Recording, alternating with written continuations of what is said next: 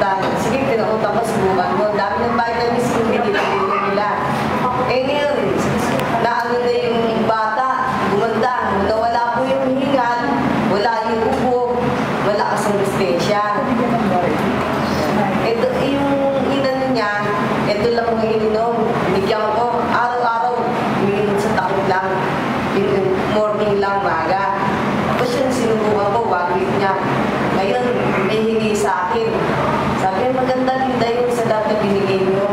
O sige, tuloy-tuloy nyo lang. Yan nyo, bibigyan ko ulit kayo. Bagay lang. Bagay lang ito. Yung ako ko naman, no, sinubukan ko ng 1 week, sumusuka. Nanay siya. Suka-suka. Kasi sumususo sa nanay. Nakasususo ng di maganda. Sinubukan ko ito. 6:30 ng umaga, natala tayong bata. Binigyan ko siya ng isang ganun. Pinainom ko. Mga alas 10, nakatulog ng konti. Mamaya-maya ako, naglalagay na.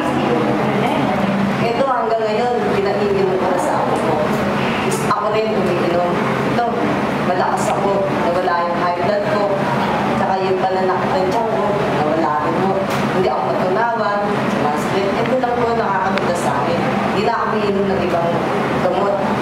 Kundi ito, grimbali lang. Malaking tulong sana ito. Pati kapatid ko, pinatay ko. Lugo-lugo. Pero lumakas siya. At hindi niya ako pinapate. Okay lang po yun sa akin.